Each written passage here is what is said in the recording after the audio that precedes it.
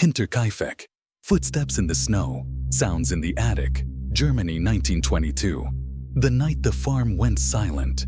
If you think you've heard every terrifying true story, think again. Subscribe before this one keeps you up tonight.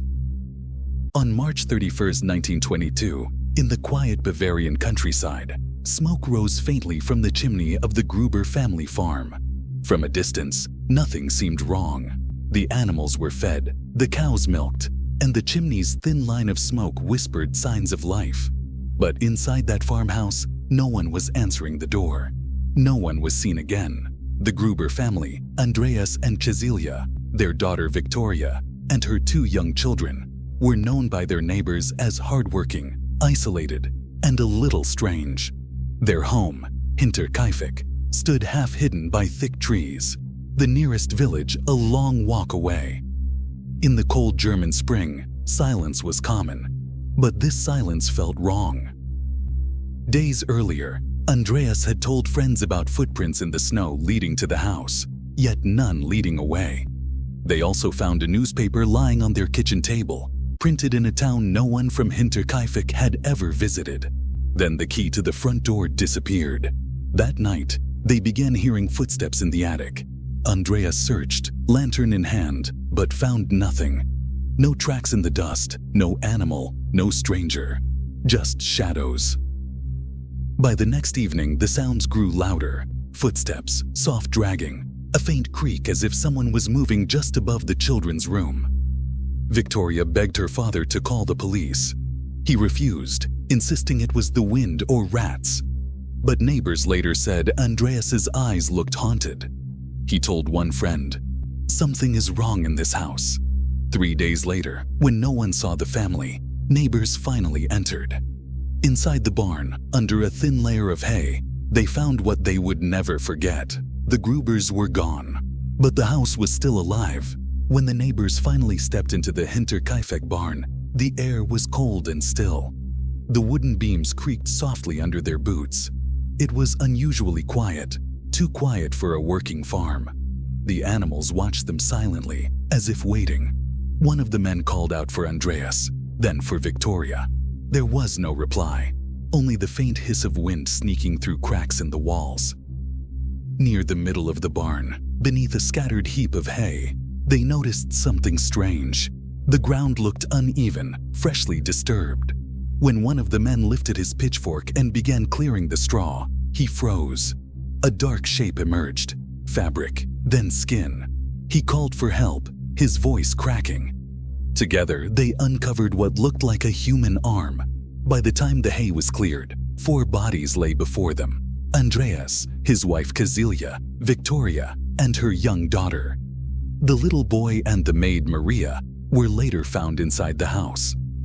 No one had seen or heard a single scream, though the neighbors' homes were close enough to catch the sound of a cow lowing at night. Whoever had done this hadn't left in panic. They'd stayed. Police arrived hours later and were stunned by what they found. The family's meals had been eaten. The cattle were fed. The fireplace was still warm, proof that someone had been living in the farmhouse after the killings. Detectives found footprints leading from the woods to the barn, but none leading back. They searched the attic again and found a small hollow where someone might have been hiding for days. Straw was pressed down like a bed. Next to it, an old lantern. No one could say who it was or why they'd chosen this family.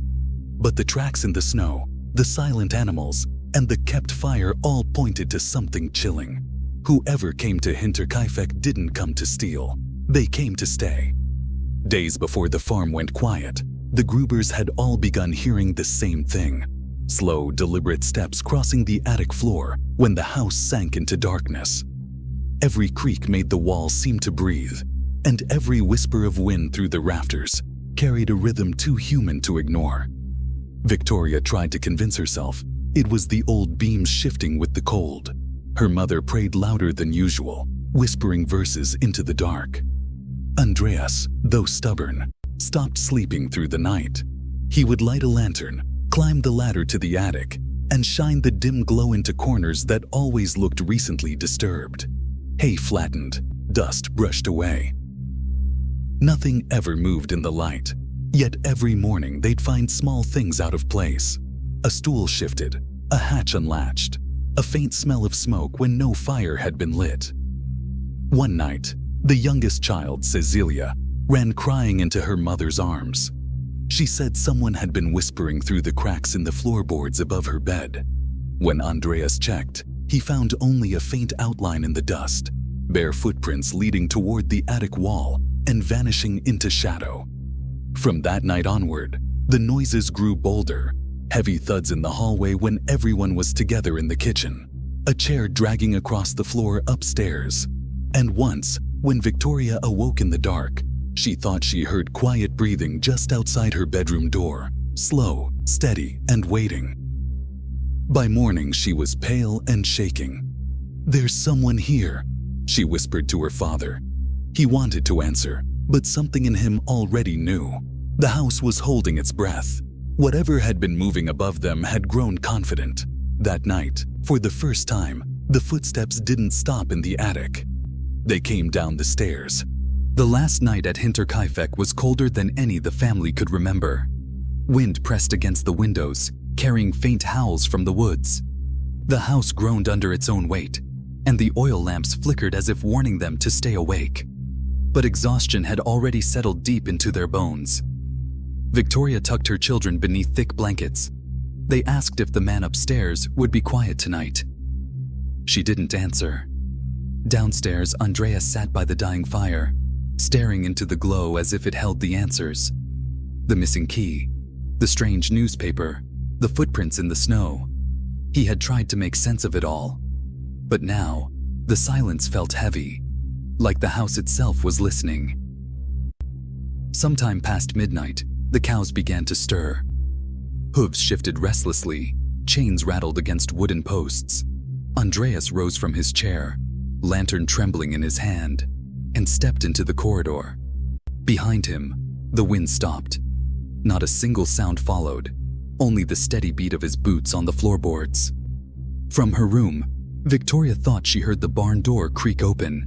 Then came a muffled thump, like something heavy dropping onto the straw. She listened, breath held, waiting for her father to return. Minutes passed, then she heard the same sound again.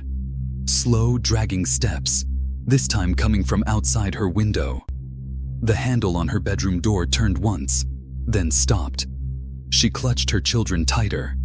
The door creaked open by itself, the draft whispering across her face. There was only darkness on the other side. No screams were heard that night. No one in the village noticed anything unusual, except that by morning, smoke still rose from the chimney. It would keep rising for days. Inside, everything remained still. The beds unmade, the meals uneaten, and in the attic above them, the faint imprint of a hand pressed into the dust, as if someone had been leaning down, watching. When the farm finally fell silent, the world around Hinterkaifeck seemed to hold its breath. The snow outside had begun to melt, softening the footprints that led toward the barn. But inside the house, everything looked frozen in time. A loaf of bread half sliced on the kitchen counter, an oil lamp still burning low, and chairs slightly pushed back from the table, as if the family had just stood up moments earlier. The neighbors who entered days later said the air inside the farmhouse felt wrong. One described it as heavy, almost thick, like the walls themselves remembered what had happened. The beds were still unmade, the curtains half drawn. In the children's room, small handprints marked the window glass, smudged by panic or curiosity. No one knew. The strangest part wasn't what was gone, but what was left. Someone had cared for the animals long after the family's last breath. The cows had been milked, the chickens fed. Smoke still curled from the chimney, which meant someone had kept the fire alive.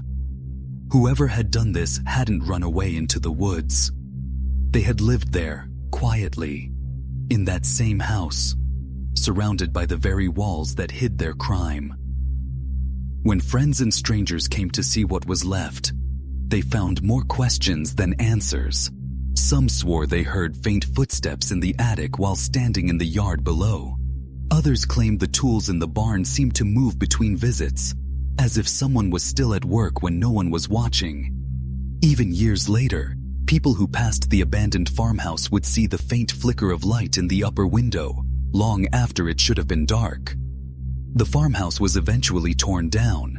The land lies empty now, reclaimed by the forest, the ground uneven where the foundation once stood.